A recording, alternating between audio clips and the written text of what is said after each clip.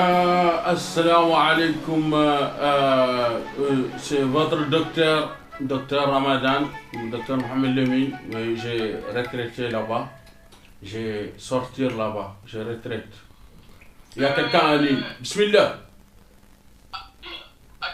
Bismillah. Alaykoum assalam. Maoudou. Jamtan, alhamdulillah. Hey, salam alaikum. Hada yom.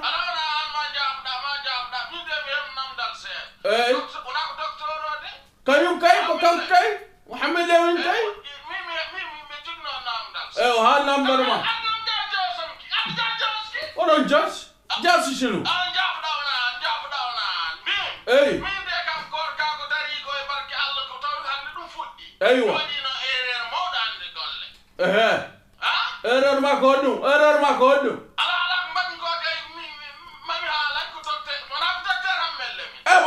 Be hadu ma ginnan ko kayum. Aywa.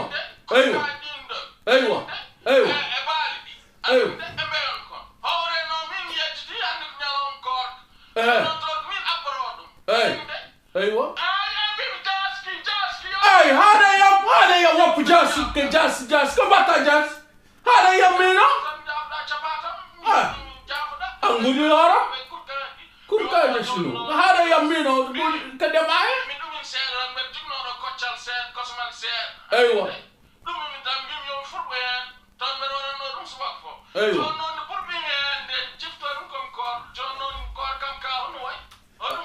Korko ma kay boni. Biar ma to jagiti de. Bi man korko ma boni. Wana ñew. Ad ko gonda ko wana ñew. Ada wana ñew. Bidai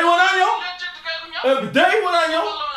Man Allah yajjid kay ko bada. Min kay wonu famani wa. Min heram gayen wana ambida ayer kosam wa andarin korko ma karan ko woni kor aywa korko ko hollu heram gawri am ayo korko ma boni wonna daw mi yar ma yak kup sa jawan ka hajma shu pulla garwa hadru mak Arnold kam kay param mina hala ma problema ka jarut kosam wana gon ka jarut kosam bida ka korno honno nedon korat njajjit an ko bedat fullu dum ko bedat ma